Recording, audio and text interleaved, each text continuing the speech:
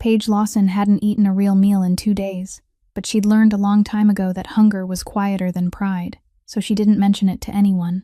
She was 27, worked the VIP floor at the Alabaster, one of the most expensive restaurants in the city, the kind of place where a single bottle of wine cost more than her rent, and the guests never looked the staff in the eye. She'd been doing this for 4 years, smiling at people who didn't see her, clearing plates that still had more food on them than she'd eat in a week, and she'd gotten so good at being invisible that sometimes she wondered if she'd disappeared for real. Her mother had died 2 years ago in a hospital bed that smelled like bleach and resignation, leaving behind nothing but $180,000 in medical debt that Paige was still paying off $11.40 an hour at a time. Most nights, she fell asleep on a mattress on the floor of a 300-square-foot studio, with a nursing textbook open on her chest, because the desk she couldn't afford didn't exist. That was her life, small and hard and honest. And she'd made something close enough to peace with it to get through a shift without falling apart, until the night the Valetti family booked the private dining room on the 6th floor.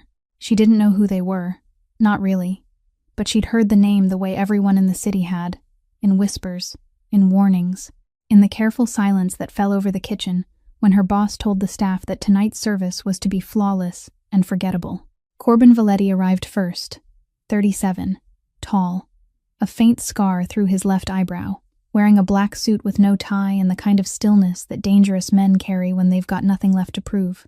His mother, Lorraine, came in behind him, 62.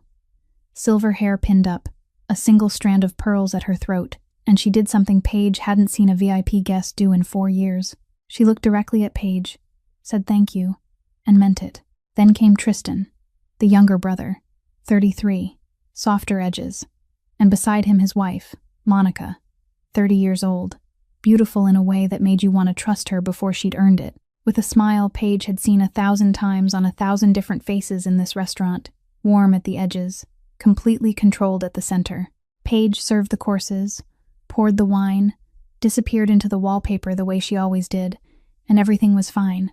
Everything was normal, until 9:47 that evening, when she was standing in the service corridor behind the frosted glass panel that let the staff see into the dining room without being seen, and she saw something she wasn't supposed to see, something that no amount of money could make her unsee, and she had exactly 3 seconds to decide what kind of person she was going to be. If this story hits you somewhere real, go ahead and hit that like button, share it with someone who needs to hear it, and subscribe so you don't miss what happens next.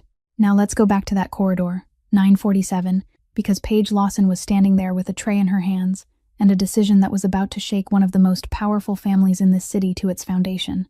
Through the frosted glass, Paige saw Monica rise from the dining table. No one noticed. Corbin was talking to Lorraine, his voice low and even, one hand resting on the black oak tabletop. Tristan was looking at his phone, his thumb moving slowly across the screen.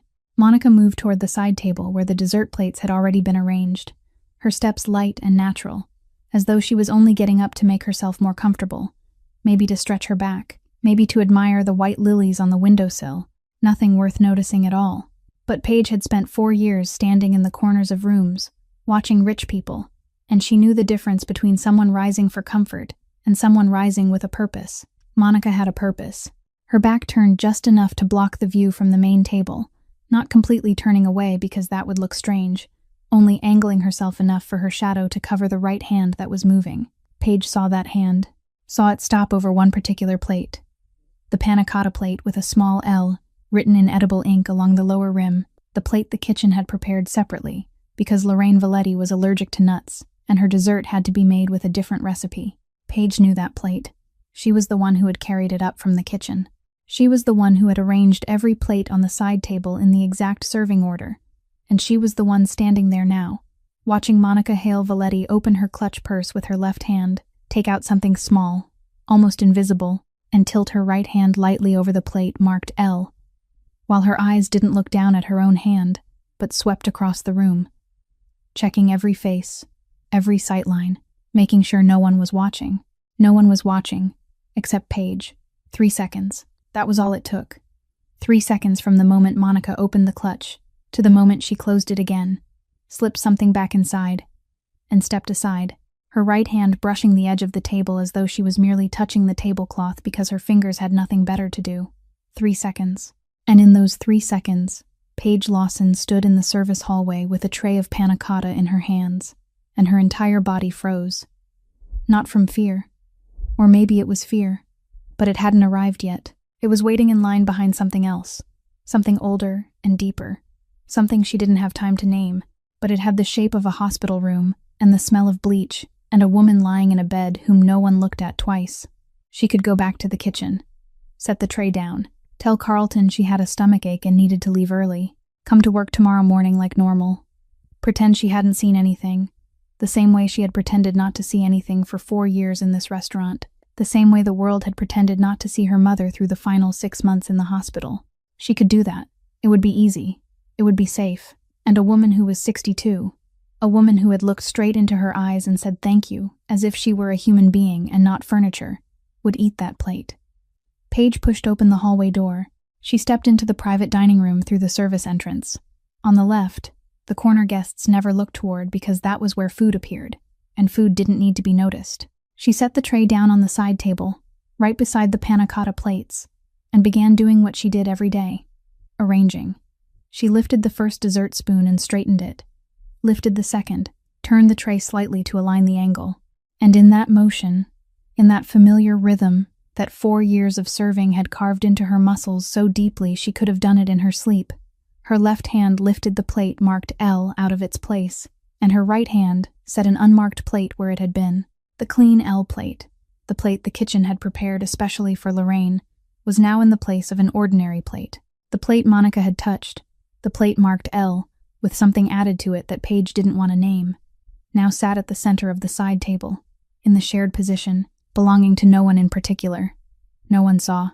Monica had returned to the main table, her hand holding Tristan's beneath the table, laughing at something Corbin had just said. Lorraine was sipping her wine. Tristan was putting away his phone, and Paige Lawson, the waitress who made $11.40 an hour, had just switched 2 plates right in front of one of the most powerful families in the city, and not a single person in the room knew it had happened. For the first time in 4 years, she was grateful for being invisible. She carried dessert to the main table. The clean plate was set in front of Lorraine. Paige stepped back into the corner of the room, both hands folded behind her back, her face perfectly blank. Her heart was pounding so hard she was certain the whole room could hear it, but no one heard. No one ever hears the heartbeat of a server. Tristan reached across the table. Just one simple, natural motion, the way a 33-year-old man sees a plate of panna cotta right in front of him, and thinks, why not? Paige stood in the corner of the room, watching his hand touch the plate at the center of the side table, the very plate she had placed there 30 seconds earlier, and she felt something drop inside her chest, falling slow and heavy, like a stone sinking into black water. She wanted to say something, wanted to open her mouth and say, "Sir, that plate is meant to be shared. Let me get you another one." Any sentence that could stop the spoon now rising toward his mouth. But she couldn't. Anything unusual at this moment, any attention she drew toward the dessert plates, would place a question mark over what she had just done. And if Monica was watching, if Monica was counting plates or remembering positions, then a waitress suddenly interfering with the food in front of a guest would be a sign brighter than a neon light. So Paige stayed still. She stayed still and watched Tristan Valetti lift the spoonful of panna cotta to his mouth and swallow, and she felt that spoon cut through her own throat. Monica saw it too. Paige knew because she was watching Monica from the corner of her eye, and in the moment Tristan raised the spoon, there was the smallest shift on Monica's face. Not panic, not fear, but something like a calculation returning the wrong answer, like when you press a calculator button a second time and realize the numbers don't match. She couldn't stop her husband. She couldn't say don't eat that plate without having to explain why, and Monica Hale Valetti was clearly not the kind of woman who explained anything unless she controlled the answer. So she stayed still too. 2 women at opposite ends of the room, one in the corner in a server's uniform, and the other at the main table in a champagne-colored dress, both silent, both knowing something no one else in the room knew, and the spoon had touched his lips. 12 minutes. That was how long it took before it began. 12 minutes that Paige counted 1 second at a time by the clock hanging in the kitchen, which she could see through the crack of the service door. 12 minutes in which she refilled Lorraine's water and cleared the remaining appetizer plates and kept her hands busy so they wouldn't tremble. 12 minutes in which she wondered whether she had been wrong, whether Monica had only been wiping the plate or touching the table edge, or doing any harmless thing Paige could tell herself, so this night could end normally. Then Tristan set down his wineglass and gripped the edge of the table, slowly, as if he needed the table to keep himself upright. His face changed color, not gradually, but almost all at once, from flush to gray-white, the kind of white Paige had seen exactly once before, on her mother's face in the emergency room at 4 o'clock in the morning on a winter Tuesday. Sweat broke out across Tristan's forehead. He said something to Monica, but the words were swallowed halfway through, the syllables collapsing over one another, and Monica placed a hand on her husband's arm and said, "Sweetheart, are you all right?" Her voice perfectly worried, her eyes open just wide enough, her brows drawn together at exactly the right angle, and Paige stood in the corner of the room, watching that performance, and felt sick in a way that had absolutely nothing to do with food. Corbin reacted before Monica's call had finished. He stood, and the chair pushed back and slid across the wooden floor without a sound because the carpet was thick, but the speed with which he rose made its own sound. It said this was a man whose protective instincts didn't need time to think. He was beside Tristan in 2 steps, his hand on his younger brother's shoulder, his voice low and clear as he asked, "What do you feel? What did you eat? What did you drink?" Tristan tried to answer, but the words were dissolving. He said, "I don't know. Everything is spinning," and one of his hands clutched Corbin's sleeve like a child clinging to his older brother on a playground. Corbin didn't call 911. He took out his phone and pressed a single number, said 2 sentences Paige couldn't hear clearly, then put the phone away. The family doctor. Of course. The Valetti family didn't invite strangers into rooms with closed doors. They had their own people, their own system, their own way of handling things, and the police or an ambulance or anything with red and blue flashing lights was not on the invitation list. Monica helped Tristan to his feet, one arm wrapped around her husband's waist, her face truly the face of a frightened wife. And if Paige hadn't known what she knew, she would have believed it too. Monica was good. She was good enough to be terrifying. But there was one moment, only one, while Monica was guiding Tristan across the room toward the door, when her eyes slipped sideways and met Paige's. 1 second. Less than 1 second. And in that look there was nothing specific. No acknowledgement, no accusation, only the vague feeling of an animal running and suddenly catching a wrong scent in the wind. Monica didn't know yet. She didn't know what Paige had seen, didn't know the plate had been switched, didn't know the woman standing in the corner in a black uniform and white apron was not furniture, but the only witness to what she had just done.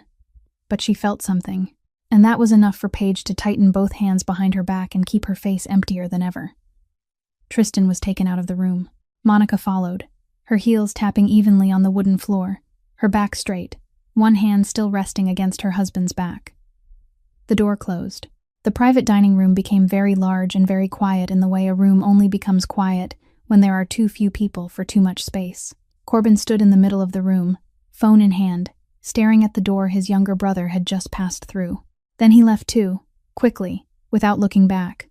Lorraine remained. She sat exactly where she had been sitting all evening, her back straight, the simple strand of pearls at her throat, her glass of wine nearly untouched. She didn't stand, didn't call anyone, didn't ask what had happened to her son. She looked down at the table, looked at the dessert plate still sitting there almost untouched, and Paige, from the corner of the room, saw that look. It wasn't panic, it wasn't surprise. It was the look of a 62-year-old woman who had built an empire from nothing and kept it standing through her husband's death, and 15 years of men looking at her as if she were only the shadow of the man who was gone. And she was looking at the dessert plate on the table with the eyes of someone who had suspected something for a long time and had just watched that suspicion take root into something heavier and truer and more dangerous. Lorraine didn't move for 20 minutes after the door closed. Paige knew because she had counted, standing in the corner of the room with both hands folded behind her back, her legs beginning to ache and her heartbeat still not back to normal, counting each minute on the kitchen clock through the crack of the service door, while the 62-year-old woman sat alone in the middle of a room filled with white candles and lilies and dessert plates. No one wanted to eat anymore. Paige should have cleared the table. That was her job. The reason she was in this room. And Carlton would want to know why the private dining room hadn't been cleaned by 10:30 at night. But she couldn't walk toward that table, not because she was afraid, because she didn't know what she would say if Lorraine asked. Lorraine asked. She didn't look up when she spoke. her voice soft and flat like the surface of water you knew was very deep underneath. "Come here, girl." Paige walked to the table. Her legs were stiff and heavy, and she had to command each step one by one. Lorraine still hadn't looked up. She was looking at the plate in the center of the side table. The plate Tristan had eaten from. The plate with the L on the lower rim, where now there was only a white smear of panna cotta and a spoon lying at an angle. Then she looked up. Her eyes met Paige's, and Paige understood at once that she knew. Not everything, not the details, but enough. She knew in the way a person who had lived 62 years, in a world where trust was a luxury and betrayal was the cost of doing business, knew when something was wrong at her own dining table. "You rearranged the plates," Lorraine said. It wasn't a question. It was a statement, flat and precise, and leaving no room for denial. "Didn't you?" Paige swallowed. "Yes, ma'am." Silence. Lorraine tilted her head slightly to one side, a small motion, almost invisible, but it changed the entire weight of the conversation. "Why?" One word. There was no question in her voice. Or if there was, it lay very deep, buried beneath the layer of control that 62 years and an empire had built. Paige looked at the woman sitting before her, the simple strand of pearls, the silver hair without a single strand out of place, her back straight in the chair as if her spine had been cast from something harder than bone, and she told the truth because she had nothing else to say. And because lying to this woman felt like a form of suicide she wasn't brave enough to attempt. "Because I saw something I shouldn't have seen," Paige said, "and I didn't know what else to do except make sure it didn't reach you." Lorraine looked at her. For a long time. The kind of look Paige had never received from anyone in 4 years of working at the Alabaster. The kind of look that neither judged nor pitied, but weighed, measured the true weight of the person standing in front of her. And Paige endured that gaze without looking away because she was used to enduring things heavier than a stare. Lorraine reached into her coat pocket and placed a business card on the table. White, no name, no logo, only a phone number printed in black ink at the center. 10 digits, nothing else. "Don't tell anyone," Lorraine said. "Don't call this number unless someone comes looking for you." "And they will." She stood. The movement was slow and controlled. Not because she was weak, but because she was the kind of person who never hurried in front of anyone. She walked past Paige, close enough that Paige could smell her perfume. Light, old, the kind of scent a person stayed loyal to for an entire lifetime, and she said nothing more. The door to the private dining room opened. Corbin stood on the threshold. He had come back at some point, maybe just now. Maybe he had been standing there longer than Paige wanted to think.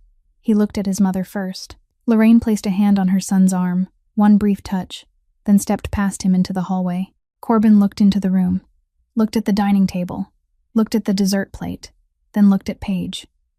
3 seconds. She had counted 3 seconds so many times tonight that it was beginning to feel like the unit of measurement for things that changed a life. 3 seconds for Monica to put something on the plate, 3 seconds for Paige to decide to switch the plates. And now 3 seconds in which Corbin Valetti looked at her, gray eyes cold beneath the faint scar, and she didn't know what he was seeing, but she knew he was seeing more than a waitress. He said nothing. He turned his back and left. Paige stood alone in the Alabaster's private dining room, among white candles and lilies and white tablecloths and the lingering scent of panna cotta, and she looked at the business card in her hand and realized her hands still hadn't started trembling. They waited. They waited until she changed out of her uniform, said goodnight to Carlton, stepped out the restaurant's back door, walked 4 blocks under the dull yellow streetlights, opened the door to her studio of 300 square feet, locked the door, set her purse on the floor, and sat down on the mattress on the floor. Then it came. Both her hands shook. Not a light tremble. Not the ordinary shaking of nerves, but the kind of shaking that came when her whole body finally allowed itself to feel what tonight really was. And what it was, Paige still couldn't find the word for. But it was large and dark, and it was sitting inside her chest like a living animal. She looked at the business card. 10 digits on white paper. No name. No promise. Only a thread tying her to a world she didn't belong to and had never meant to enter. She could tear it up, throw it in the trash with the empty instant noodle cup and this month's hospital bill. Wake up tomorrow morning, find a new job, pay down her debt, study nursing, forget tonight, forget the panna cotta plate, forget Lorraine's eyes, forget the 3 seconds Corbin Valetti had looked at her as if she were an equation he hadn't solved yet. She could do all of that. But Paige had watched enough people be abandoned in her life to know she wouldn't be the next person to abandon someone else. She placed the business card against her chest, lay down, stared at the ceiling, at the familiar crack running from the left corner to the light bulb in the middle of the room, and she didn't sleep. 2 days passed, and Paige didn't call the number on the business card. She went to work, wiped tables, poured water, cleared plates, smiled at faces that didn't look at her, and she did all of it, while the white business card lay in the back pocket of her jeans, like a hot coal she didn't dare pick up and didn't dare throw away. She couldn't sleep the first night. On the second night, she slept for 3 hours, then woke because she dreamed of the panna cotta plate, dreamed of Monica's hand moving over its surface, and in the dream, Paige didn't switch the plates in time. In the dream, Lorraine lifted the spoon to her mouth, and Paige stood behind the frosted glass screaming, but no sound came out of her throat. She woke at 4 o'clock in the morning, sitting on the mattress in the dark, and realized she was waiting for the thing Lorraine had said would come. It came on the third day, at 5:45 in the evening, while Paige was wiping table number 7 in preparation for dinner service. She heard the front door open, and she didn't need to look up to know this wasn't a guest with a reservation, because opening time hadn't come yet, and Carlton hadn't turned on the main lights, but she looked up anyway, and she saw the black SUV parked outside the glass door, large and polished and silent in the way expensive things are often silent, and the man who stepped through the door was so big he had to tilt one shoulder slightly so he wouldn't brush the frame. Beckett Shaw. She didn't know his name at the time. She only knew he was taller than any man she had ever served at the Alabaster, broad-shouldered, close-cropped hair, and he wore his black suit the way people wore a uniform, not as fashion but as function, and he moved through the empty restaurant with the ease of a man accustomed to spaces that didn't belong to him. He stopped in front of Paige. Polite. That was the first thing she noticed, that he was polite. But it was the kind of politeness she had learned to recognize after 4 years serving powerful people, the kind dangerous men used when they didn't need to be dangerous but wanted you to know they could be. "Miss Lawson," he said, his voice low and flat. "Mr. Valetti wants to see you." Paige set the cleaning cloth down on table number 7. She didn't ask which Mr. Valetti. She didn't ask why. She looked at the black SUV outside the glass door, and thought about the business card in the back pocket of her jeans, and thought about Lorraine saying they would come looking for her, and she nodded once, told Carlton she had to leave early, and stepped outside into the October evening. The SUV drove for 17 minutes through the city's financial district, the glass buildings rising taller and taller like a bar graph, and stopped in front of the tallest tower at the end of the avenue, the kind of building with no sign in the lobby because the people who lived here didn't need signs. People came looking for them, not the other way around. A private elevator. Beckett swiped a card, didn't press a button, and the elevator knew where to go. The top floor, the doors opened, and Paige stepped into Corbin Valetti's penthouse, and the first thing she thought was that it was empty. Not empty in the sense that there was no furniture. There was a sofa, a table, bookshelves, floor-to-ceiling glass, looking out over the entire city skyline. Empty in the sense that there were no traces of life. Bare concrete, clear glass, black steel, everything stripped down to something mercilessly minimal, as if the man who lived here had deliberately removed every piece of evidence that he was human and not an extension of these walls. The only personal thing on the bookshelf, between hardbound books whose authors Paige didn't recognize, was a photograph, framed in dark wood, without decoration. In the picture, a young woman was standing with her 2 young children, smiling down at them with a laugh not meant for the camera but for the 2 small living beings at her side. And Paige recognized Lorraine. Decades ago, her hair not yet silver, no pearls, just a young mother watching over her children and laughing. It was the only personal thing in the entire apartment, and it told Paige more than any expensive painting ever could. Corbin sat at the dining table. He didn't stand when she entered, didn't shake her hand, didn't invite her to sit. He only looked at her. And this was the first time Paige had seen Corbin Valetti in close light, the late afternoon daylight slanting through the glass, and she saw things the candlelight in the private dining room had hidden.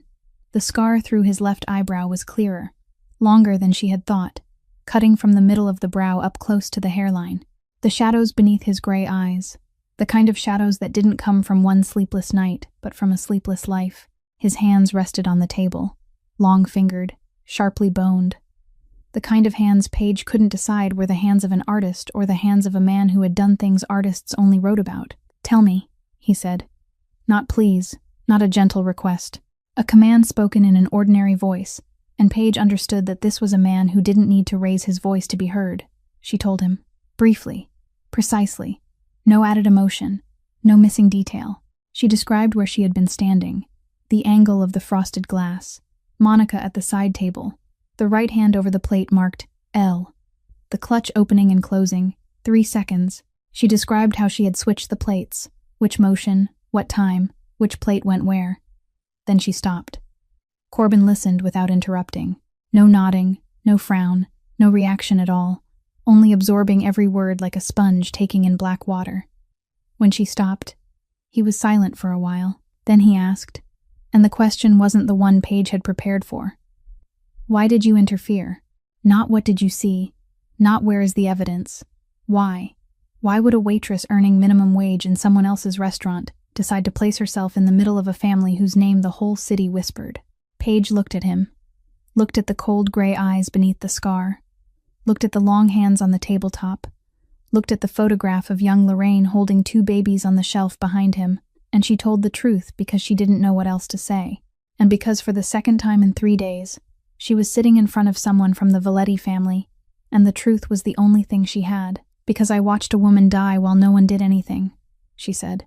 I won't let that happen again. Something moved across Corbin's face. Not much, not clearly, not the kind of expression ordinary people could read. But Paige had spent 4 years reading the faces of rich people, and she saw it. One moment when the layer of control thinned by barely 1/25 of an inch, and underneath it was surprise. Real surprise. As if he had prepared for every answer except this one.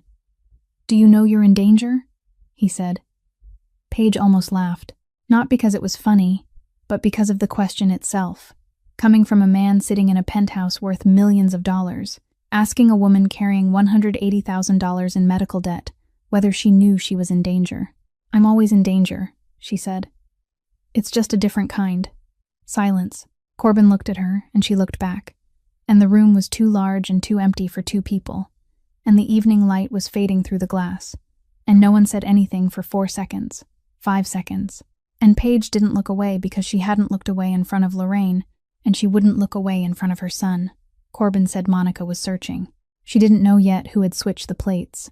But she was asking, watching, narrowing the list.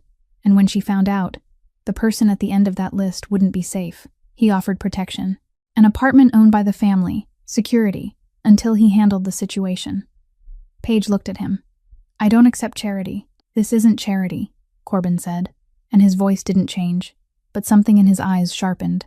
This is me protecting the only witness who can help me understand who is trying to kill my mother. Witness. The word sat between them like a coin on the table, practical and cold and unromantic. And precisely because it wasn't romantic, Paige believed it. She set conditions. She would still go to work because she needed money to pay her debt, and she wouldn't sit in someone else's apartment waiting for someone else to fix her life. She didn't owe the Valetti family anything, and when everything was over, she would leave, go back to her life. Corbin looked at her for a while, as if he was translating what she said into a language he understood, the language of transactions and terms and boundaries, and then he nodded. Fine. Beckett took her to the apartment. 2 bedrooms, 9th floor, a quiet building in a middle-class neighborhood, not luxurious, not showy, normal enough that no one would ask questions. Paige stood in the middle of the living room and looked around. The windows were large enough to show the sky, not just a slice of it through the gap between 2 buildings, but a whole sky. And the living room was 4 times the size of her studio, and there was a desk, a real desk, a desk for studying, and there was a kitchen with a full-size refrigerator instead of the mini-fridge she had wedged under the sink. And she stood there, in the middle of a room someone had paid for so she could be safe. And what she felt wasn't gratitude. It was closer to anger. Anger that the world worked in such a way that one person had to nearly die from poisoning for another person to be allowed to stand in a room with windows large enough to see the sky. Corbin came for the first time on the 5th day after Paige moved into the apartment. He didn't knock. Beckett opened the door, and Corbin stepped across the threshold as if stepping into a conference room. Black suit, the shadows beneath his eyes darker than the last time she had seen him, and he placed a brown envelope on the table. The real table Paige still wasn't used to having. Tristan's toxicology results, he said, without sitting down. A sedative. Midazolam. A high dose, enough to make a 33-year-old man weighing 172 pounds, disoriented, and unable to control his movements for several hours. Paige looked at the envelope without opening it. She didn't need to read the name of the drug to understand what Corbin was saying next. That Lorraine was more than 44 pounds lighter than Tristan, 62 years old, with unstable blood pressure, and if she had taken that dose, the consequence wouldn't have been dizziness or slurred speech, but complete loss of consciousness, possibly temporary cognitive impairment, the kind of state in which a human being becomes a puppet, and anyone standing beside that puppet can put a pen in its hand and make it sign anything. Corbin said Monica knew the dosage. Not guessed, not tested, knew. She knew exactly how many milligrams for how many pounds of body weight, and she knew because Monica Hale Valetti wasn't only a beautiful woman with a college degree and a controlled smile. She was a former Army combat medic. 6 years in the military, 2 deployments, fully trained in pharmaceuticals, dosages, and how to keep a person alive, or how to make sure they couldn't hold themselves together. Paige listened and felt something tighten in her stomach. Not fear, but the realization that that night in the private dining room, she hadn't only been facing a jealous or greedy woman, she had been facing someone trained, and those 3 seconds when she switched the plates, 3 seconds of trembling and instinct, and the memory of her mother in a hospital bed, those 3 seconds had stopped a plan calculated by someone who knew exactly what she was doing. Corbin said one more thing before he left. Lorraine had scheduled a meeting with Hugh Pemberton, the family's estate attorney, for the following week, updating her will, restructuring assets, the kind of appointment that only happened when a person decided to rearrange everything before everything no longer belonged to her. If Lorraine lost consciousness at exactly the right time, if she was in a state where she couldn't make decisions just as the most important documents were being drafted, then the person standing beside her, the woman the whole family believed to be a loving daughter-in-law, would have a window to influence, to shift, to change lines of text that looked completely legal on paper but were theft in reality. Corbin didn't say the word theft. He didn't need to. He placed his hand on the brown envelope, looked at Paige, and said, "I'll come back," then left. The second time was 4 days later. This time, Corbin sat down. He sat at the table Paige had begun using to study, her nursing books and notebooks pushed to one side, and he opened a laptop between them. Nina Pryor. That name appeared for the first time in Paige's conversation with Corbin, and he spoke of her in the voice people use for a reliable instrument. No unnecessary adjectives, only function. The family's chief accountant. 44 years old. 12 years keeping the Valetti books. Accurate down to the last cent. Never exaggerating. And if Nina said there was a problem, then there was a problem. Nina had found a problem. $340,000. Moved through Tristan's account over 2 years. Not one large transfer that was easy to notice, but many small ones. Steady, patient. The kind of money movement that looked like ordinary living expenses if you looked at each transaction separately, but when Nina lined them up across time, the shape appeared as clearly as blood on snow. And Tristan didn't know. Paige asked to be sure, and Corbin confirmed it, his voice flat, his eyes not leaving the screen. His younger brother didn't know where the money in his account was flowing, because Monica managed the family finances, because Tristan trusted his wife, because in 4 years of marriage he had never had a reason to open a bank statement and read every line. Paige looked at the number on the screen and thought about the $180,000 in hospital debt she was paying back on $11.40 an hour, and thought that $340,000, the money Monica had moved while smiling at her husband's family over every dinner, was almost double the debt Paige had carried on her back for 2 years, and that nearly crushed her every day. "Why don't you deal with her now?" Paige said, and she heard her own voice come out harder than she had meant. "You have proof. You have Nina. You have me. Why don't you end it right now?" Corbin closed the laptop, slowly, looked at her. "Power isn't doing anything you want whenever you want," he said. "Power is choosing the right thing at the right time." He didn't say it like philosophy, but like fact, like someone who had lived by that principle long enough to know it was true and was tired enough not to want to explain why. He left. Paige sat there with the table and the nursing textbook, and $340,000 floating inside her head, and the phrase "the right thing at the right time" echoing in her ears, and she wondered whether he was right or whether he was only stretching out the game, because that was what power allowed people to do.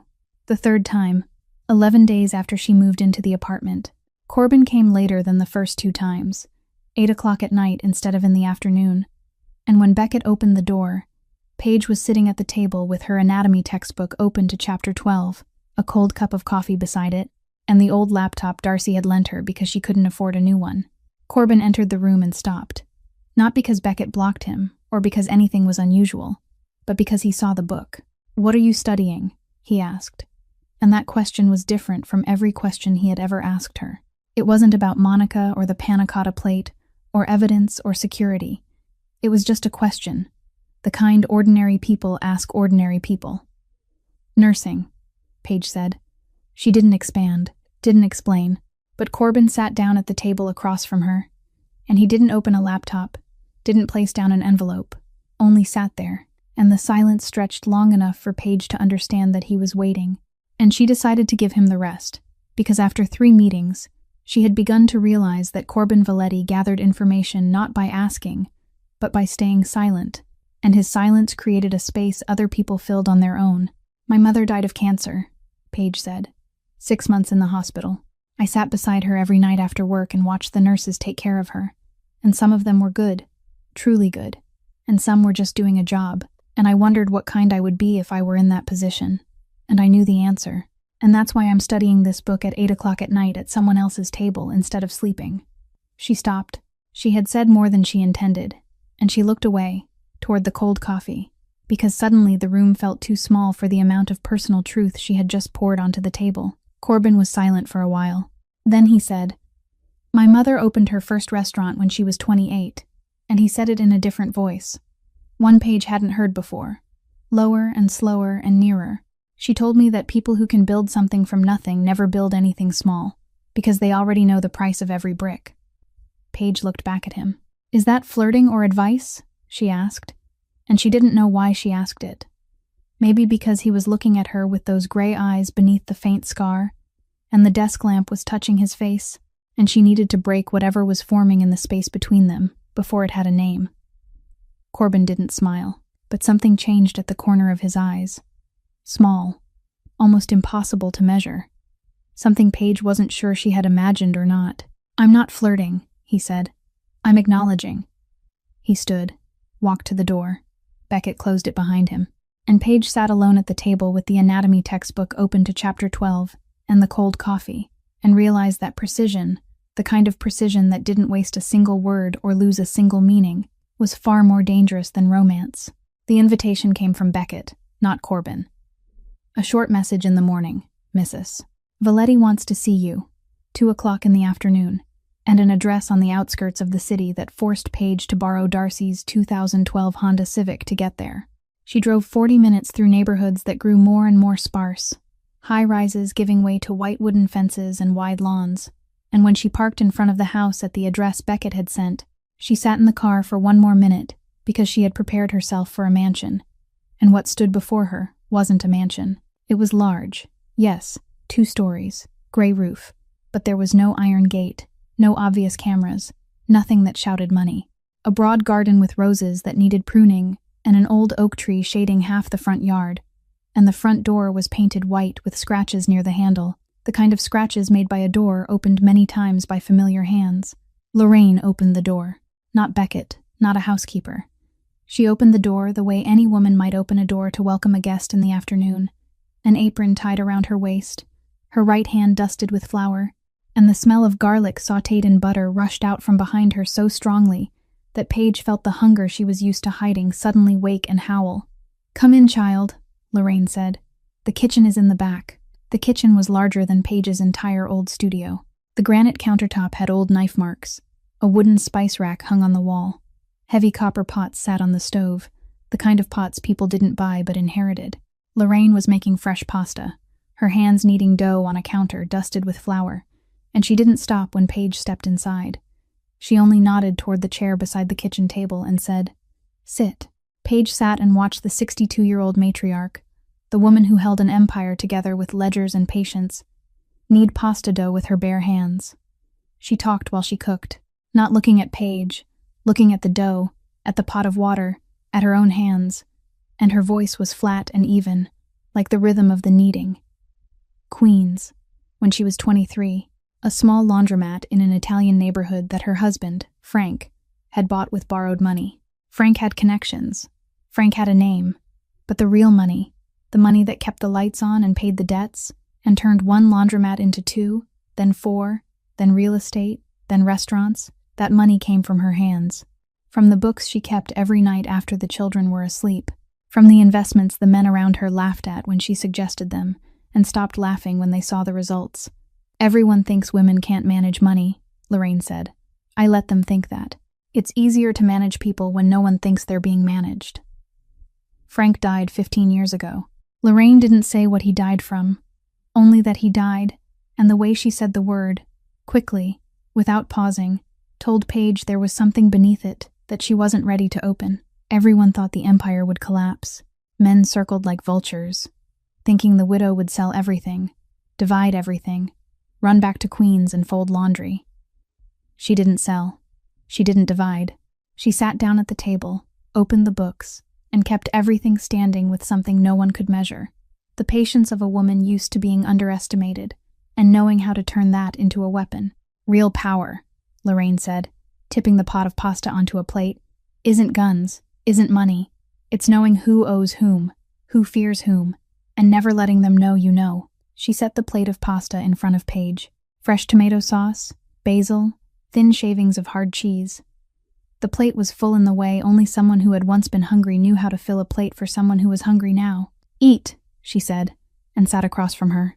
Paige ate, and somewhere between the third bite and the fourth, when Lorraine asked about her mother in a soft voice that wasn't pity but understanding, Paige began to talk. She talked about the hospital, about the smell of bleach, about the bills, about the final night when her mother held her hand, and that hand was so light Paige was afraid that if she held on any tighter it would break. She told things she had only ever told Darcy, and she told them to this woman because Lorraine was sitting across from her at a kitchen table with flour on her hands, and her eyes never leaving Paige's face, and Paige couldn't explain why, but it felt safe in a way Paige had forgotten.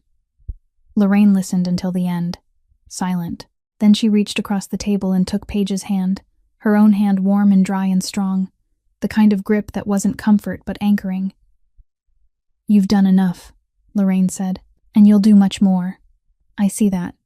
Paige didn't cry. She had run out of tears for anything related to her mother a long time ago, or she thought she had, but something tightened in her chest, and it wasn't grief. It was recognition. The recognition that Lorraine was looking at her with the same eyes her mother had once used. Eyes that saw the future version of her before Paige herself could see it, and she had to look away because it was too much. She drove back in Darcy's Honda Civic, past white fences and lawns and the oak tree, and for the first time in 2 years since her mother had closed her eyes in that hospital bed, Paige felt as if someone was standing behind her. Monica Hale Valetti walked into the Alabaster for the first time on Tuesday of the second week, exactly at noon, taking a table for 2 by the window with a blonde woman Paige had never seen before. She ordered a salad and mineral water, laughed with her companion, and did not once look toward the service staff. But Paige knew she was looking, because 4 years in the job had taught her that people who were truly watching never let you catch them doing it. The second time was Friday of the same week, alone, at a table near the bar, a laptop open in front of her, though her eyes were not on the screen. She sat for 90 minutes, ordered 2 espressos, and during those 90 minutes, Paige felt Monica's gaze move across the room like a slow, sweeping searchlight, stopping on each server long enough to evaluate, then sliding to the next. She was looking, eliminating, narrowing the list with the kind of patience only someone trained could have. The third time was Wednesday of the following week, and this time Monica did not sit at a table. She came early, stood at the host stand talking to Carlton about the new menu, her voice light and charming. And then she walked past the service area, slowly, naturally, as though she were looking for the restroom, and when she passed Paige, who was folding napkins at the side station, she stopped. "Hello," Monica said, her smile warm at the edges and controlled at the center, exactly the kind of smile Paige had seen that night in the private dining room. "Have you worked here long?" 4 years, ma'am," Paige answered, her hands still folding the napkins, her eyes still on the white cloth. "Oh, that long," Monica said, her voice friendly, but her eyes were not. Her eyes scanning Paige's face the way a microscope scans a specimen. "Were you working dinner service the night of the family meal a few weeks ago?" Paige felt the question land like a slow bullet. She kept her hands steady on the napkin, kept her breathing even, kept her face in service mode. The mode 4 years had polished into a porcelain surface no one could see through. "Yes, ma'am," she said. "I served the private dining room that night." Monica tilted her head. Small. Exactly the kind of tilt Lorraine had made when she asked Paige why. But with Lorraine it had been assessment. With Monica it was predatory. "Serving must be hard," Monica said. "Standing all night, watching other people eat. I've always thought the hardest part isn't the work. It's having to pretend you don't see." That sentence was not an observation. It was a hook.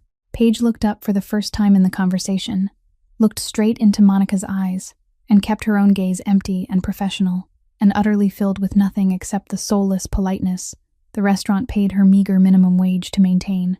"I don't pretend, ma'am," Paige said. "I truly don't look. My job is to serve, not to observe." Silence.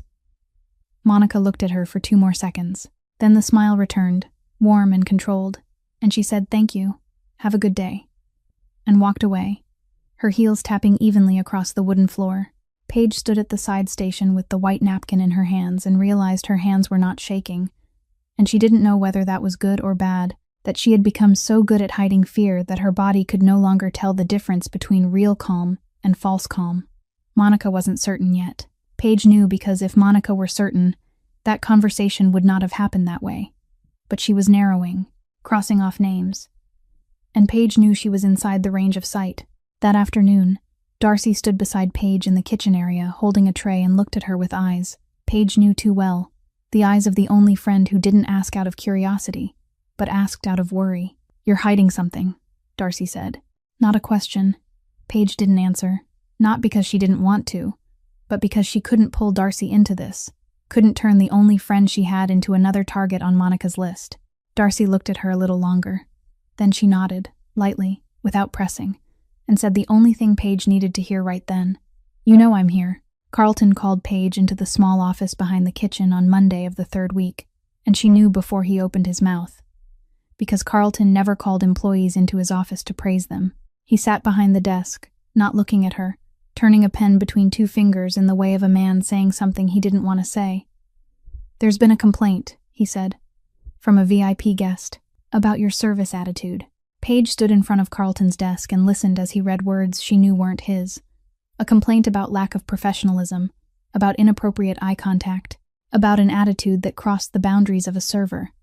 And every word had Monica's fingerprints on it, every word chosen carefully enough that it couldn't be traced back, but heavy enough that Carlton had no choice. 4 years, Paige thought. 4 years she had worked here, never once late for a shift, never once complained about, never once spilling a glass or forgetting an order, and it ended with a phone call from the woman she had stopped from poisoning her mother-in-law. Carlton said, "I'm sorry, Paige," and he truly was sorry. She could see it in the way he still wouldn't look at her. But sorry didn't pay rent, and sorry didn't pay the hospital debt gathering interest every month. She cleaned out her locker in the changing room. Darcy stood beside her, red-eyed, saying, "You can't let them do this," and Paige said it's okay, and they both knew it was a lie, but neither of them had the energy to admit it. The second blow came 2 days later. Paige went back to her old studio to pick up the few things still left behind, winter clothes and the box of paperwork she hadn't had time to move to the safe apartment. She knew something was wrong the moment she touched the doorknob, because it wasn't locked, and she always locked it. Always. Because when you lived alone in a studio of 300 square feet in a part of the city that wasn't exactly the best, locking the door was a reflex that didn't require thought. Inside, nothing had been ransacked. Nothing had been smashed. That was the frightening part. Everything was almost untouched. Clothes still folded in the bag, the box of paperwork still in the corner. Only one thing was different. Darcy's old laptop, the one Paige had left on the floor beside the mattress, had been opened. The screen lifted, and when Paige touched the keyboard, it lit up on her email homepage. Someone had been here.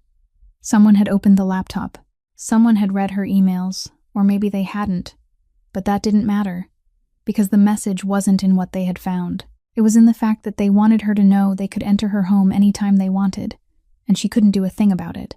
Paige closed the laptop, put it in her bag, locked the studio door for the last time and walked out.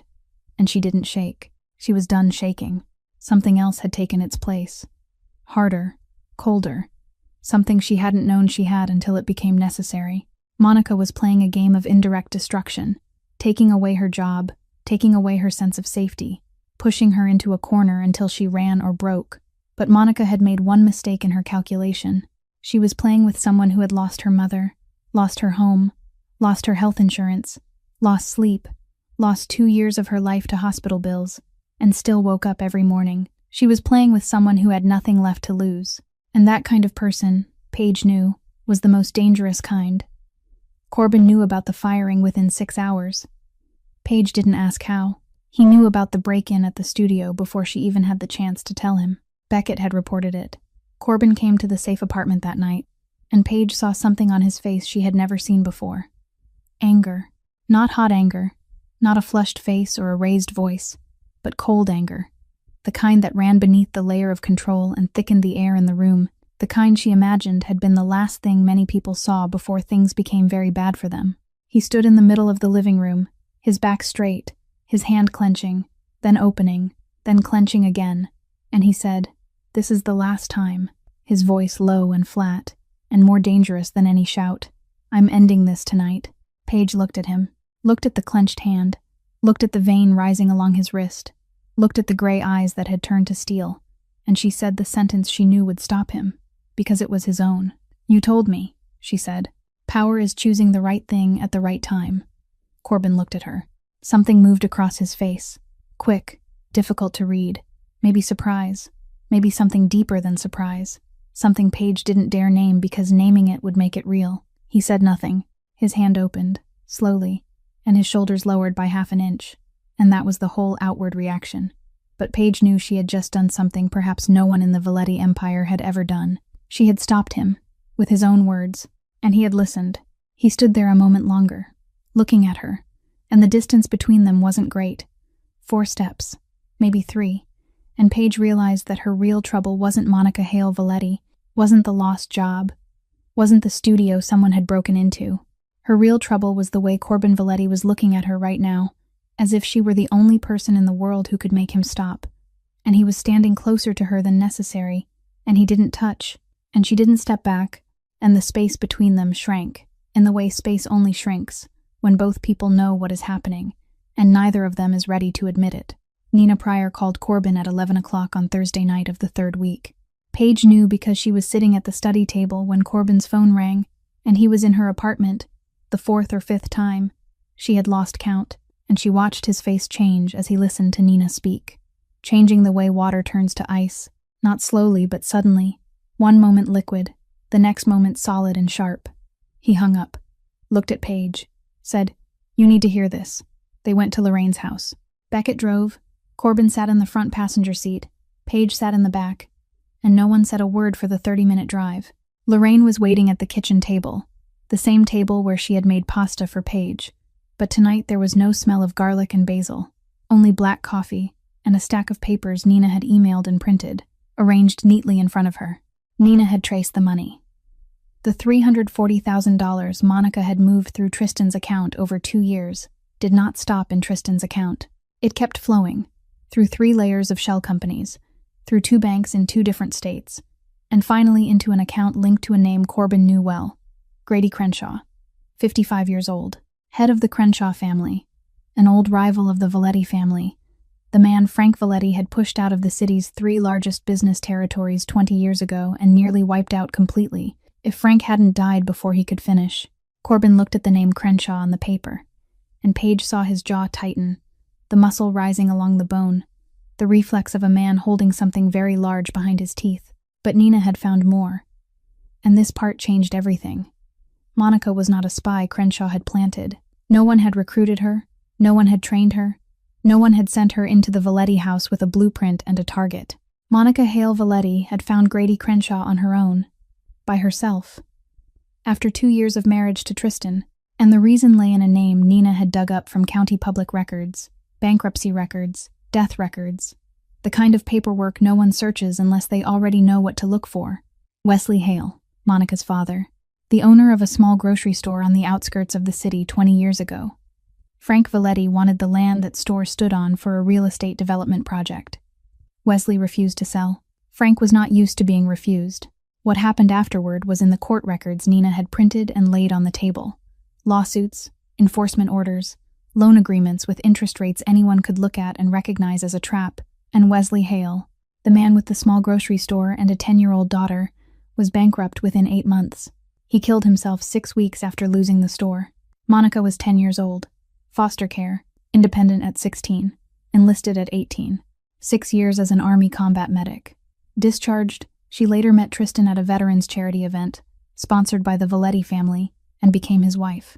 She built a life with him, and in her own twisted way, she truly loved him. Paige believed that because she had seen the way Monica held Tristan's hand under the table that night, a gesture too raw to be completely faked. But then Monica found out. Maybe it was an old photograph, a story Tristan told about his father, a name on a business document. Paige didn't know the details and no one knew, but at some point during the first 2 years of marriage, Monica discovered that the family she had married into was the family that had killed her father.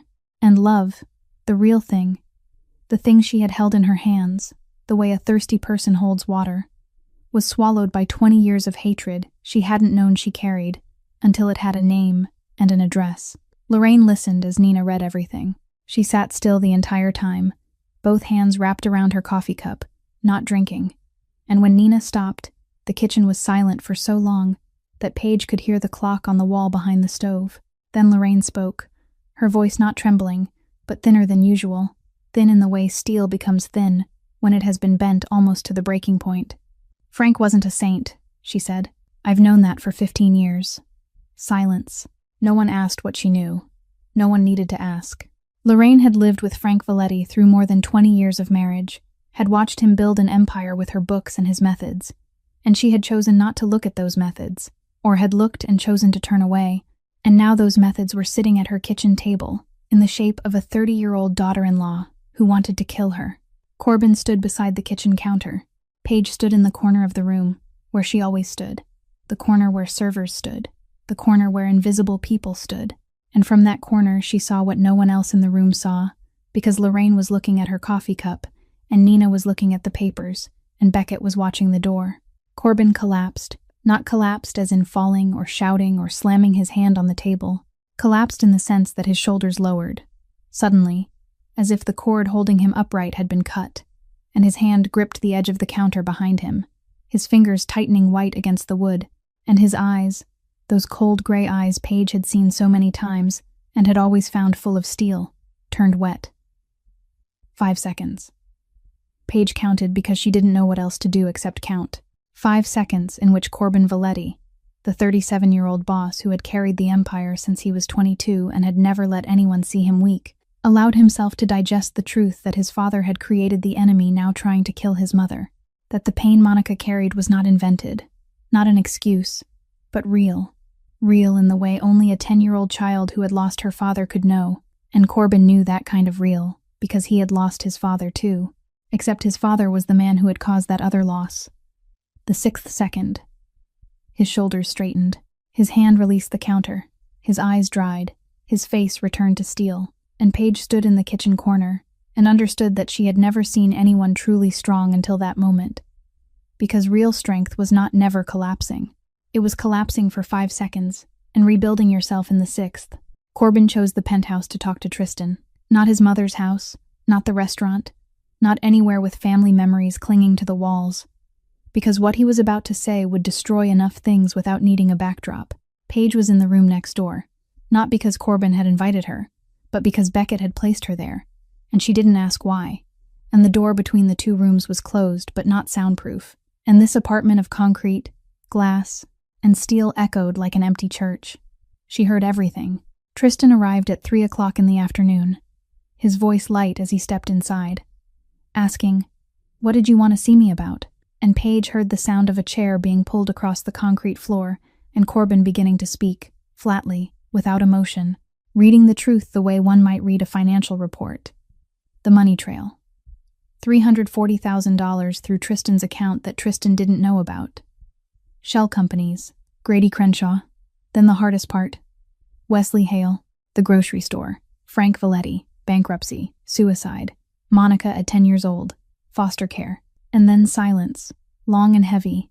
The kind of silence Paige could feel through the closed door like a shift in air pressure. Then Tristan spoke, and his voice was no longer light. "What are you saying?" Corbin repeated it. "Evidence. Nina. Records. The truth." Tristan said no. Only one word, but it was larger than any word Paige had ever heard in this apartment. "No. Monica wouldn't do that. She loves me. She loves Mom. You don't know her the way I do." Corbin said, "Little brother, listen to me."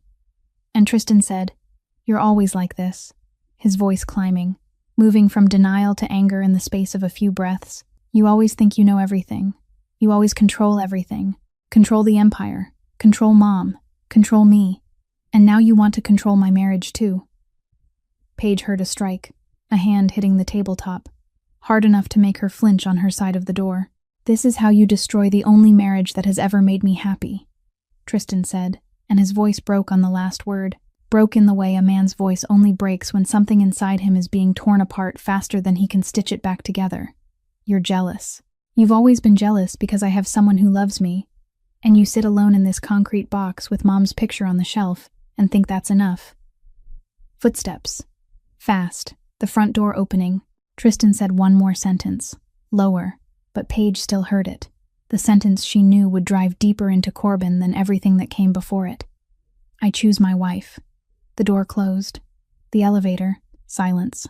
Paige waited 1 minute. 2 minutes. Then she opened the door of the side room and stepped out. Corbin was sitting at the dining table, in the same place he had sat the first time she came here, the day he asked why she had interfered, and she said, "Because I watched a woman die." He didn't look at her when she came in. He didn't look at the door Tristan had just walked through. He was looking at the bookshelf, at the only photograph in the entire penthouse, the picture of young Lorraine holding 2 babies, one in each arm, laughing the kind of laugh meant for no one except the 2 children in her embrace. The 2 babies in that photograph, one was Corbin, one was Tristan, and now one of them had just walked out that door and chosen to stand beside the woman trying to kill their mother. Paige looked at Corbin, and she saw something in him she had never seen before. Different from the 5-second collapse in Lorraine's kitchen. Different from the cold anger when he learned she had been fired. This was loneliness, the real kind. The kind that didn't come from living alone in an empty penthouse, but from reaching out to the person you loved most and being pushed away. Paige didn't say he'll come back, didn't say everything will be all right, didn't say any of the cheap consolations people offer when they don't know what else to say, because she had heard enough of them when her mother was sick, and not one of them had helped. She sat down beside him, at the table, looking at the same photograph without looking at each other. And she said nothing. She was only there. The silence stretched on. Not 3 seconds, not 5 seconds, but longer.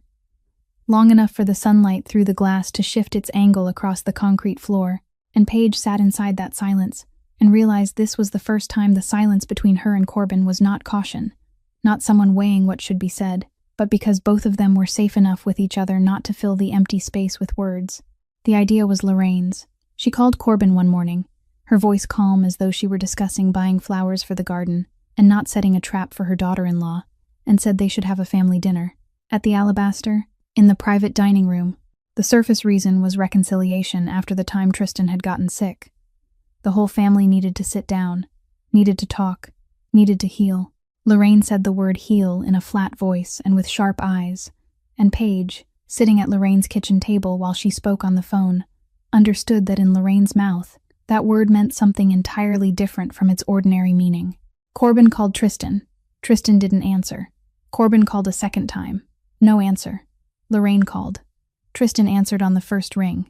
"I want the family to have dinner together," Lorraine said, and she said it in the voice no child could refuse, even when that child was 33 years old and angry enough at his older brother not to answer his calls. Tristan said yes, and Monica would come too. Of course she would come. She needed Lorraine, needed to be near Lorraine, needed one more chance to reach the woman she had failed to bring down the first time, and a family dinner was an open door she couldn't walk through fast enough. The plan was assembled over 3 days. Beckett came to the Alabaster 2 days early, spoke with the building's technical manager, adjusted the angles of the security cameras in the private dining room. 3 cameras, 3 angles, covering the entire side table, the main table, and the drink area. Nina Pryor booked a table in the main dining room, right outside the private dining room, laptop open, watching Monica and Tristan's accounts in real time, because Corbin suspected that if Lorraine was taken down tonight, Monica would move money immediately during the chaotic hours that followed. And Paige returned to the Alabaster at 5 o'clock that afternoon, entering through the kitchen door, the door she had walked through thousands of times in 4 years, and Carlton was waiting inside. He knew just enough. Corbin had called him. Said just enough for Carlton to understand that tonight mattered, and Paige needed to be there, and there should be no questions. Carlton looked at Paige, looked for a long time, and he didn't apologize for firing her, but that look held something close to it. And then he nodded and turned back toward the kitchen. Darcy stood in the napkin station. She watched Paige walk in, wearing the black uniform and white apron she had returned 3 weeks earlier, and Darcy's face moved through 3 expressions in 2 seconds. Surprise, then worry, then something harder, something like resolve. Darcy didn't ask. She stepped forward and hugged Paige, fast and tight, the kind of hug that didn't need an explanation, because 28 years of life had taught Darcy Owens that sometimes your best friend puts her old uniform back on at night, and you don't ask why. You just hug her and let her go do what she needs to do. By 6:30, the private dining room was ready. The same black oak table, the same white candles, the same lilies. Paige arranged the plates and glasses and napkins and dessert spoons, and every motion was so familiar that her body did it on its own, while her mind was somewhere else. On the cameras Beckett had installed, on Nina sitting outside with her laptop open, on Corbin standing somewhere in the building, waiting with the cold patience Paige had learned to recognize. Lorraine arrived first. Deliberately, she stepped into the private dining room more slowly than last time, her back slightly bent, her left hand resting on the edge of the table as though she needed support. And when Paige poured her water, she coughed softly, twice, a dry, thin cough, and she said, "Thank you, child," in a voice slower than usual, weaker than usual, the hand holding the glass trembling lightly. Paige watched her perform and had to work not to let admiration show on her face, because Lorraine Valetti, 62 years old, the woman who had kept an empire standing when every man thought she would fall, was playing the role of a frail old woman so well that Paige almost would have believed it if she hadn't caught Lorraine's eyes in the reflection on the wall mirror, sharp and awake and counting. Corbin arrived next, calm, in a black suit with no tie, sitting to his mother's right as he had last time, everything identical, everything in place, a perfect copy of an ordinary family dinner. Then Tristan and Monica walked in. Tristan wore a pale blue shirt, no suit, and he didn't look at Corbin as he passed. He looked straight at Lorraine, bent down to embrace his mother, and Paige saw his hand tighten on her shoulder, as if he were protecting her from his own older brother.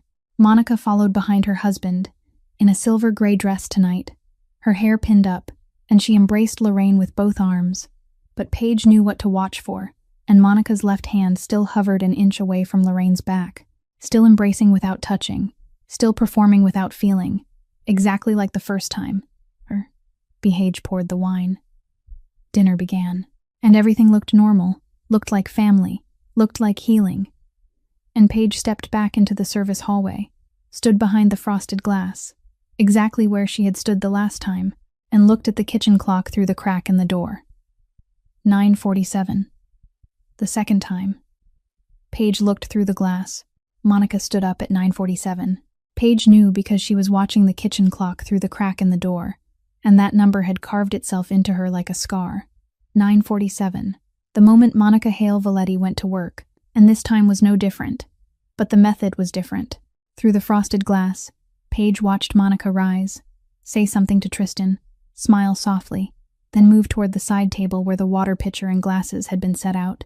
And this time she didn't touch the food. She stood beside the tray of glasses, her back angled slightly to block the view, and her right hand moved over Lorraine's water glass, the glass Paige had placed in the exact position to the right of her plate when setting the table, the glass with the fan-folded napkin beside it that only Lorraine used because she didn't drink wine during dinner, only still water, and Monica knew that because she had sat at the same table with her mother-in-law for 4 years and knew what Lorraine drank, where she drank it, and which glass was hers. 3 seconds, just like last time. The clutch opened, the right hand tilted, the eyes swept the room, the clutch closed. and Paige stood behind the frosted glass for the second time in her life and watched the same hand make the same motion, and this time she didn't freeze. This time she didn't need 3 seconds to decide what kind of person she was, because she had decided that 5 weeks ago, and the answer had not changed. She pushed open the hallway door, stepped into the private dining room, water pitcher in her hand, and walked straight to Lorraine's table, with the professional server's smile that 4 years had polished into reflex. "Would you like more water, ma'am?" she said. And without waiting for an answer, she lifted Lorraine's water glass, the one Monica had just touched, lifting it with her right hand around the middle of the glass, and set a new glass down with her left hand, poured water from the pitcher, smooth, natural, in the right rhythm, at the right angle, and no one in the room looked twice because that was what servers did. Poured water, changed glasses, remained invisible. But this time Paige didn't place the old glass on the tray and carry it back to the kitchen. She carried it into the hallway, where Beckett Shaw was waiting with his large hands and expressionless face, and she handed him the glass. Beckett took it, slid it into a clear plastic evidence bag already prepared, sealed it, labeled it, wrote the date and time, and did not say a word. Paige returned to the room, stood in the corner. Dinner continued. Lorraine drank from the new glass, coughed lightly. Her hand trembled. She kept performing. Tristan held Monica's hand under the table and talked to his mother about the new restaurant he was managing. His voice warm, trying, the voice of a man building a bridge out of words between himself and the mother he believed was weakening. Corbin ate, spoke little, watched, and only Paige saw his finger tapping lightly against the edge of the table beneath the napkin. Steady, counting down. 10 o'clock. Dinner ended. Dessert was served. No one got sick this time, and Monica began to look confused. She hid it well, Paige had to admit. But 4 years of reading rich people's faces had taught her to recognize when someone was checking the script inside her head and could not find the next line. Monica looked at Lorraine, waiting for the sign, waiting for a real tremor instead of a staged one, waiting for dull eyes, a slowing voice, any symptom showing that the sedative was working, and there was nothing. Lorraine sat straight, drank water, talked, and nothing happened. Paige watched confusion pass through Monica's eyes like the shadow of a cloud crossing sunlight, quick, almost invisible, but there. Then Corbin set down his wineglass. "Sit down." 2 words. He said 2 words, and his voice was no louder than the voice he had used all evening. But those 2 words cut through the private dining room like a knife through silk. And everything stopped. Tristan, Monica, Lorraine, Paige in the corner, the air in the room, everything stopped. "Sit down." Not directed at anyone in particular because they were all already seated. It was an order for everyone, an order for the room, an order for the situation. And Monica, who had begun shifting in her chair as if preparing to stand, sat back down. The private dining room door closed. Paige heard the soft click and knew Beckett was standing outside. No one came in. No one went out. Corbin took a tablet from the inside pocket of his suit jacket and placed it on the table, opened it, turned the screen toward Monica, and on the screen was the grainy, obscured footage from the first night. While the camera had only caught a suspicious shadow at the side table, it was Paige's precise eyewitness testimony that had decoded Monica's hidden movements, proving exactly how she had targeted Lorraine. Then he switched to the footage from tonight, slowed down, Monica beside the tray of glasses. The same motion, the same angle of the back, the same hand, the second time. Then he opened Nina's file, the money trail, $340,000. Tristan's account, shell companies, Grady Crenshaw, layer by layer, piece of evidence by piece of evidence, laying them on the table like cards turned face up. Monica looked at the screen. Her face did not collapse. It shut, like an iron door dropping, fast, complete. And behind it, there was no longer a smile warm at the edges, no longer control at the center, only a blank surface, and 2 eyes calculating so quickly that Paige could almost see the numbers running behind her pupils. Tristan looked at the tablet, looked at the footage of his wife standing at the side table, her hand over his mother's plate.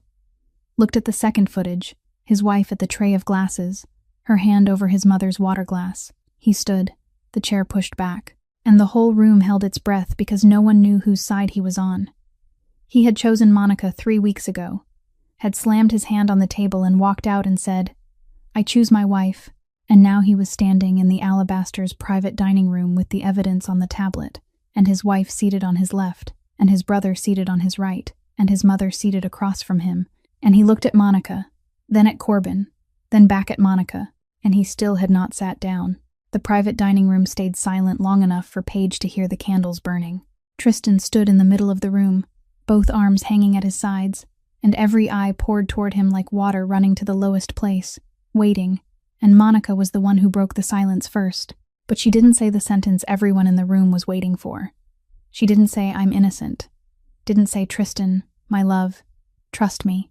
Didn't say, "This is a misunderstanding," or "I was framed," or any of the words an accused wife would say if she truly wanted to save her marriage. Instead, Monica looked at Lorraine, looked straight at her, and said, "Wesley Hale." 2 words. They fell onto the black oak table among white candles and lilies like a bullet dropped onto a porcelain plate. Corbin did not react. He already knew. Lorraine did not react. She already knew. But Tristan stood in the middle of the room with those 2 words hanging in the air, and his face said he did not know, had never heard that name before. And Monica looked at her husband for 1 second, then turned back to Lorraine and continued. "My father," Monica said, and her voice was entirely different from every other time Paige had ever heard it. Not warm, not controlled, not performed, only steel and 20 years of hatred melted down into words. "My father's name was Wesley Hale. He had a small grocery store. He had that store for 12 years. He knew every customer by name. He let me sit on the checkout counter every Saturday afternoon and gave me peppermints from the jar beside the cash register. Then, your husband wanted that land." Monica went on, short, precise, without one unnecessary detail, telling them how Frank Valetti had pressured her father to sell, how her father had refused, the loan agreement, the suffocating interest rate, 8 months from grocery store to bankruptcy papers, and 6 weeks after that, her father went into the garage, closed the door, started the car, and never came out again. 10 years old, Monica said. "I was 10 years old, and they put me into foster care, and I stayed there until I was old enough for the army to take me." She spent years in the military as an army combat medic, sharpening her skills in grit and survival. "I rebuilt myself from the wreckage your family left behind." She stopped, looked at Lorraine. "Do you want to hear how he died?" It wasn't a question. It was a knife. And that was Monica Hale Valetti's final mistake. Because in the moment she chose to tell the truth about her father, instead of lying about her love for her husband.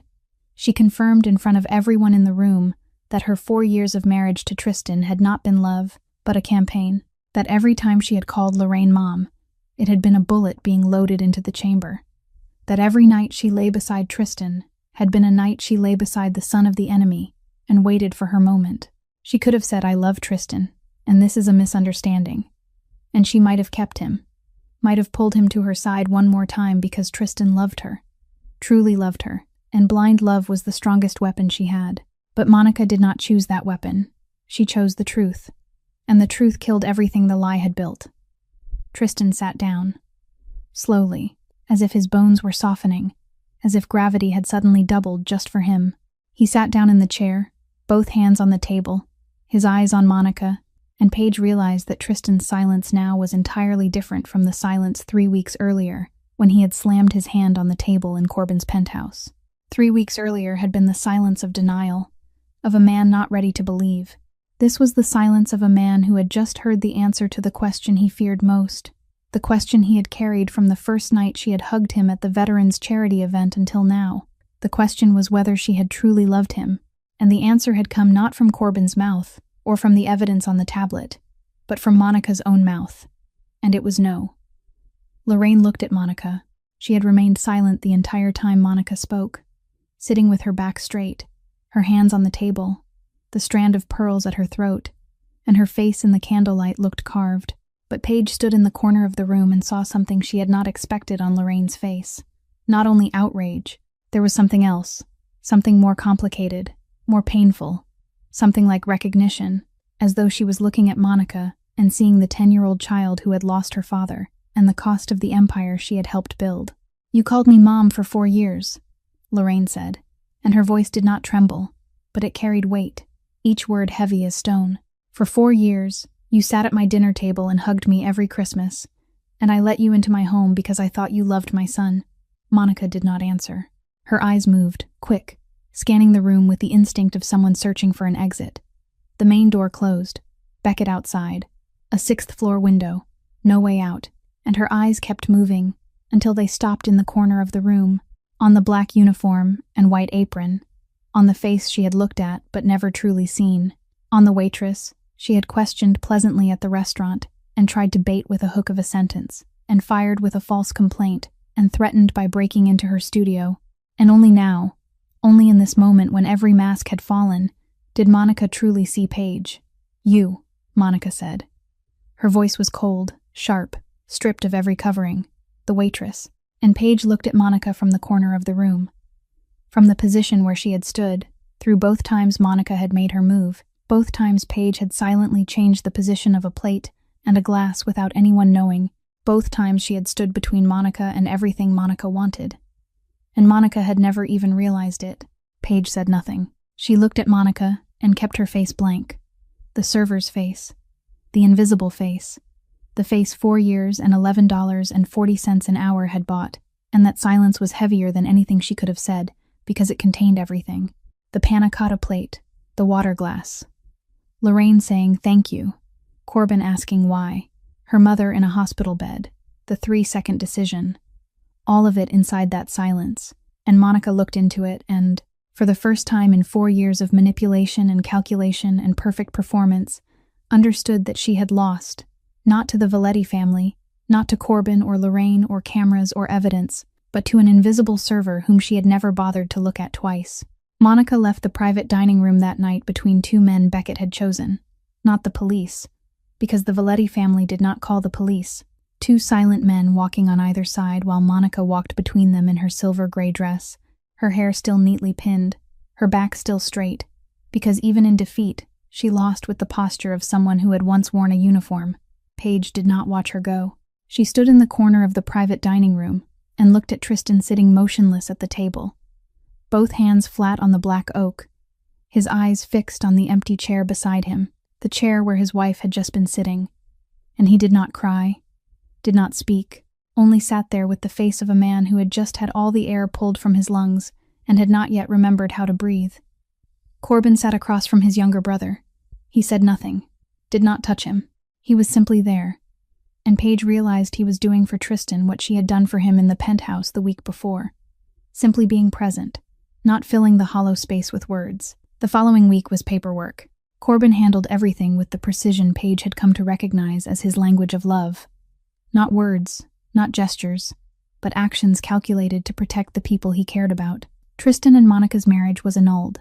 Every account Monica had touched was frozen within 48 hours, handled by Nina. Fast, clean, accurate down to the last cent as always.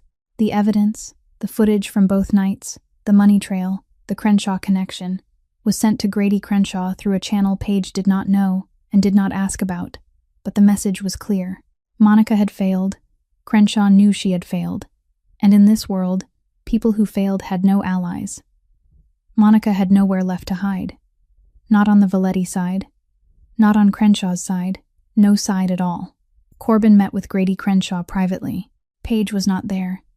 She did not know where the meeting took place, how long it lasted, or what Corbin said. She only knew that after the meeting, Crenshaw withdrew from 3 disputed business territories with the Valettis, without a single gunshot, without a public threat.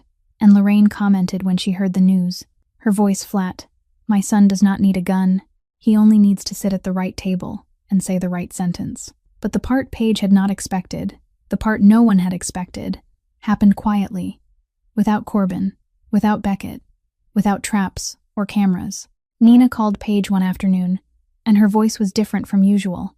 Not the voice of an accountant reading numbers, but the voice of someone who had just seen something that made her stop and think. Lorraine had just made a wire transfer. The amount was not large by family standards, but large enough for Nina to notice. The receiving account carried the name Wesley Hale. Paige heard that name and needed a few seconds to understand. Wesley Hale.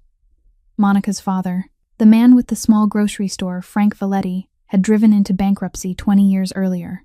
Lorraine had opened an account in the dead man's name and transferred money into it, an amount that on paper looked like compensation, like payment, like the Valetti family finally acknowledging that there was a debt no one wanted to speak of, but everyone knew existed. Paige went to Lorraine's house, uninvited.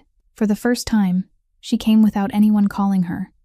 And when Lorraine opened the door, she did not look surprised, as if she had been waiting for this question. They sat at the kitchen table, the same table where Lorraine had made pasta, and Paige asked why. Lorraine was silent for a while. Then she spoke, and her voice was not flat this time. There was something underneath it, something Paige recognized as regret. Not because it was new, but because it had been there for a very long time, and Lorraine was finally allowing it to have a name. "My husband wasn't a saint," Lorraine said, "and I've pretended not to know long enough." She looked at Paige. "That money will not fix anything. It will not bring her father back. It will not erase 10 years of foster care, but it is the only thing I can do besides continuing to pretend." Paige sat with Lorraine a while longer, and neither of them said anything more because some things do not need more words. Tristan came to his mother's house at 2 o'clock in the morning. Lorraine told Paige the next day, told it briefly, without detail, the way she told everything, only enough to understand. He drove from the empty apartment, the apartment Monica had cleared out that day, and parked in front of his mother's house, and stood at the door in a wrinkled suit with dry eyes, dry in a way worse than crying because crying was release, and dry was when the pain was too large to leave through tears. "I did not know where else to go," Tristan said. Lorraine opened the door wider. "You are here now." He stepped inside. She made tea. They sat at the kitchen table until morning. Tristan began seeing a therapist the following week, arranged by Corbin, the appointment scheduled, the doctor chosen. Because that was how Corbin loved, not through words but through structure, through plans, through clearing the road for someone he cared about to walk forward. The Valetti family was damaged. Monica had left a hole in Tristan that would take months to mend. The name Wesley Hale hung over the family's history like a ghost that refused to lie still. And Lorraine carried one more truth on her shoulders, a truth she had tried to avoid for 15 years. But they remained standing, as always. Not whole, but standing. Paige packed her things on Saturday afternoon of the 6th week. There wasn't much. One bag of clothes, her nursing textbook, Darcy's old laptop, and the nameless white business card Lorraine had placed on the table that first night. The business card Paige still kept even though she no longer needed the phone number on it. The agreement was over. Monica was gone. Crenshaw had backed off. The family was safe. And according to the condition Paige had set in Corbin's penthouse 6 weeks earlier, when everything was finished, she would leave. She was zipping the bag shut when there was a knock at the door. Not Beckett. Beckett didn't knock. Beckett opened doors. Paige opened it, and Corbin stood on the threshold. Black suit with no tie, the faint scar across his eyebrow, shadows beneath his gray eyes, and he did not step inside. He looked at the bag on the bed, looked at the room that was emptier than it had been that morning, then looked at her. "Stay." One word. Not an order this time. It was thinner, closer. And Paige heard inside that word something she didn't think Corbin Valetti knew how to make. Vulnerability. "Why?" she asked. Corbin was silent. He stood in the doorway and stayed silent long enough for Paige to think he wouldn't answer. Then he spoke, slowly, word by word, as if each word had to be pulled from somewhere very deep that he was not used to opening. "Because I don't remember the last time anyone made me want to become a real person." Paige looked at him, looked at the 37-year-old man who had carried an empire since he was 22, who had sat alone in an empty penthouse with one photograph of his mother on the shelf and called that enough, who had collapsed for 5 seconds in his mother's kitchen and rebuilt himself in the 6th, now standing outside her apartment door and saying "stay" in a voice she had never heard him use with anyone. "You don't need to become a better man," she said. "You need to become a real one." Corbin looked at her, and something changed on his face. Not a smile. Corbin didn't smile the way ordinary people smiled, but something in his eyes, in the lines around them, something Paige recognized as the relief of a person who had just been seen exactly as he was and had not been turned away. She set conditions, because she was Paige Lawson, and Paige Lawson did not step into any room unless she knew she could step back out. "I pay my own debt with money I earn. You don't fix my life for me. I don't become property of the family. And if one day I decide to leave, you let me go." Corbin nodded at each condition, slowly, seriously, the nod of a man who understood that this was not negotiation but boundaries. Then he stopped at the last one. "All of them," he said, "except the last." "Why?" "Because I won't let you want to leave. And Paige stood in the apartment where she had lived for 6 weeks. The apartment with windows large enough to see the sky, and a desk for studying, and a kitchen with a refrigerator, the right size, and she looked at Corbin Valetti standing at the door, not stepping inside because he was waiting for her to invite him, and she understood there was a difference between dependence and freedom. Dependence was when someone kept the door closed. Freedom was when the door was open and you chose to stay. She chose to stay. The next morning, Paige woke up alone in the apartment. She had not moved in with Corbin. The relationship had only just begun. And she was not the kind of person who jumped into anything without checking how deep it was first. She made coffee, sat by the large window, the window she had stood before 6 weeks earlier, and felt anger instead of gratitude. She opened her nursing textbook, Chapter 15, The Respiratory System. She studied. Her phone vibrated. A message from Darcy. Coffee this afternoon. I found a new job lead for you. Call me. A message from Lorraine. Come to Sunday dinner. I'm making pasta. Bring that death-defying appetite of yours. A message from Corbin. No words. A photograph. Sunrise taken from the penthouse. The first gold light of day touching the city skyline. And in the lower right corner of the photograph was the building where Paige was sitting. He had been looking toward her at sunrise. And she sat there with coffee and her nursing textbook and $180,000 in medical debt, and her first smile in a very long time. She still owed money. She still studied at 1 o'clock in the morning. She still did not have a degree, but she was no longer alone. And the difference between being alone and not being alone was not in the money in your account or the roof over your head. It was in who looked toward you at sunrise. Paige looked out the window. Outside, on the narrow windowsill, there was a small pot of marigolds someone had planted before she moved in. And she had never asked who planted them, but they were still alive, orange and yellow and stubborn. The kind of flowers that did not need much water, did not need good soil, only enough light not to give up. They were still alive. So was she. Paige Lawson, 27 years old, $11.40 an hour. And that was how much it was worth to know the right thing, do the right thing, and stand firm when everything tried to pull you down. As it turned out, it was worth everything. This story is not only about family or power or conspiracy. It is about dignity, about the fact that every human being, no matter where they stand in society, no matter how much money they earn an hour, deserves to be seen, to be respected, to be treated as a person and not as furniture. Lorraine picked up a napkin for a waitress. Paige switched a plate for a matriarch. Two women from opposite ends of the world saw each other and chose to protect each other. Not because of money, not because of power, but because it was the right thing to do. Sometimes courage does not need a gun. Sometimes it only needs a girl making $11.40 an hour to switch a plate without saying a word. And sometimes the healthiest love is the love you enter with your eyes open, with clear boundaries, with the freedom to leave at any time, but choosing to stay because you want to, not because you need to. If this story touched you, if it reminded you of something in your real life, of the times you were underestimated, the times you stood firm when everything tried to pull you down, the times you chose to do the right thing even when no one was watching, please share it in the comments below. We want to listen to your story, to hear the feelings from deep inside your heart, because every story deserves to be told, and every person deserves to be heard. If you found this video meaningful, please hit the like button, share it with someone who needs to hear it today, and subscribe to our channel so you don't miss new stories every day. We sincerely thank you for staying until the very last minute. We wish you and the people you love good health, a joyful life, peace, and happiness every day. Goodbye, and we'll see you again in the next video.